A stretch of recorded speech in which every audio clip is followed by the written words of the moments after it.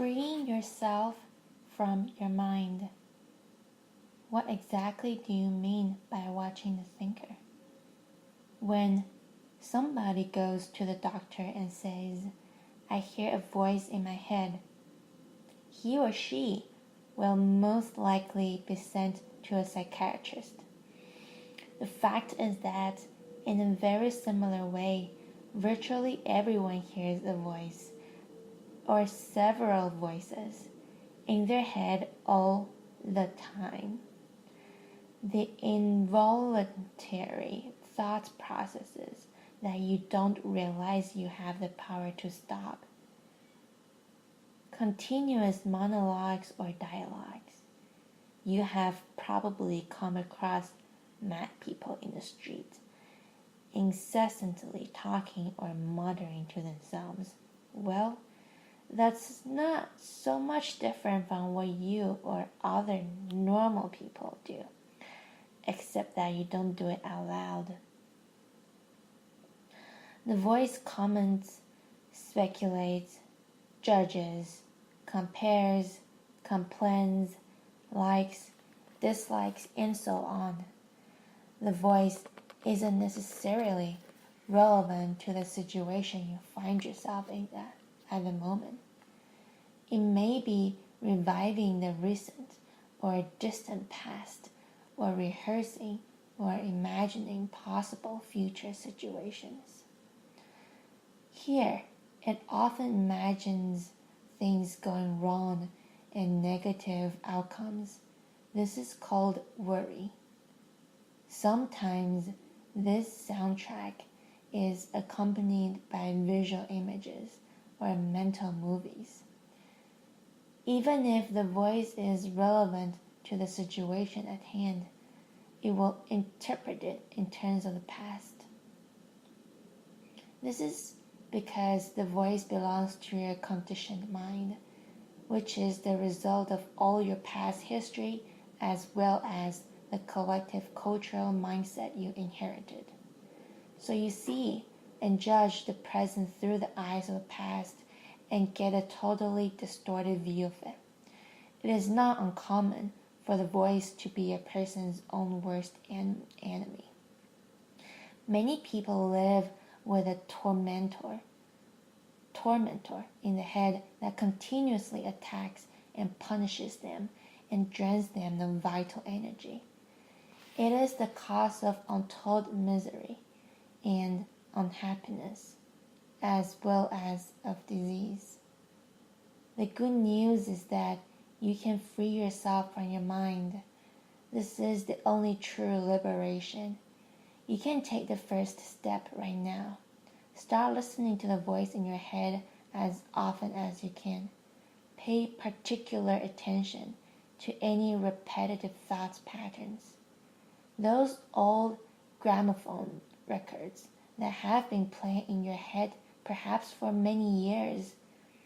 This is what I mean by watching the thinker, which is another way of saying, listen to the voice in your head. Be there as the witnessing presence.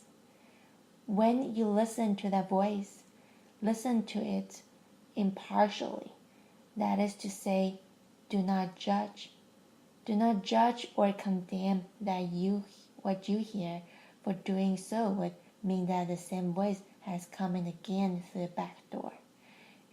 You will soon realize there is the voice, and here I am listening to it, watching it.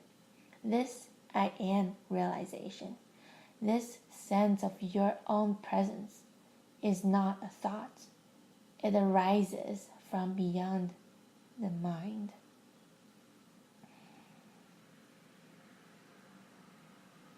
So, when you listen to a thought, you are aware not only of the thought, but also of yourself as a witness of the thought. A new dimension of consciousness has come in. As you listen to the thought, you feel a conscious presence, your deeper self, behind or underneath the thought, as it were. The thought then loses its power over you and quickly subsides. Because You are no longer energizing the mind through identification with it. This is the beginning of the end of involuntary and compulsive thinking. When the thought subsides, you experience a discontinuity in the mental stream, a gap of no mind. At first, the gaps will be short, a few seconds perhaps, but gradually they will become longer. When these gaps occur, you feel a certain stillness and peace inside you. This is the beginning of your natural state of felt oneness with being, which is usually obscured by the mind. With practice, the sense of stillness and peace will deepen. In fact, there is no end to its depth. You will also feel a subtle emanation of joy arising from deep within. The joy of being. It is not a trance-like state, not at all. There is no loss of consciousness here. The opposite is the case. If the price of peace were a lowering of your consciousness, and the price of stillness a lack of vitality and alertness, then they would not be worth having. In this state of inner connectedness, you are much more alert, more awake than in a mind-identified state. You are fully present. It also raises the vibrational frequency of the energy field that gives life to the physical body.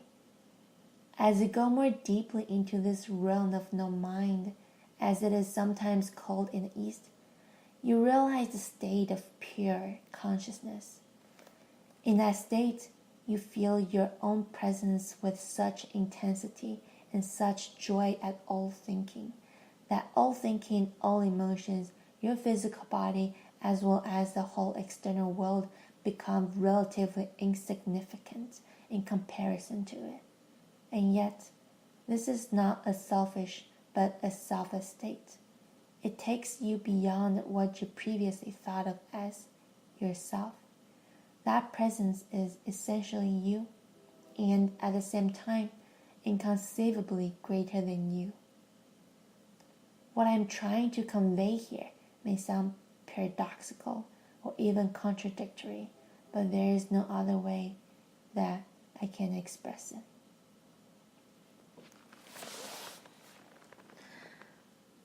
Instead of watching the thinker, you can also create a gap in the mind stream simply by directing the focus of your attention into the now. Just become intensely conscious of the present moment. This is a deeply satisfying thing to do. In this way, you draw consciousness away from mind activity and create a gap of no mind in which you are highly alert and aware but not thinking. This is the essence of meditation. In your everyday life, you can practice this by taking any routine activity that normally is only a means to an end and giving it your fullest attention so that it becomes an end in itself. For example, every time you walk up and down the stairs in your house or place of work, pay close attention to every step, every movement, even your breathing. Be totally present. Or when you wash your hands, pay attention to all the sense perceptions associated with activity. The sound of and feel the water, the movement of your hands, the smell of the soap, and so on. Or when you get into your car, after you close the door, pause for a few seconds and observe the flow of your breath. Become aware of the silent but powerful sense of presence. There is one certain criterion by which you can measure your success in this practice: the degree of peace that you feel within. So, the single most vital step on your journey toward enlightenment is this: Learn to disidentify from your mind. Every time you create a gap in the stream of mind, the light of your consciousness grows stronger. One day, you may catch yourself smiling at the voice in your head.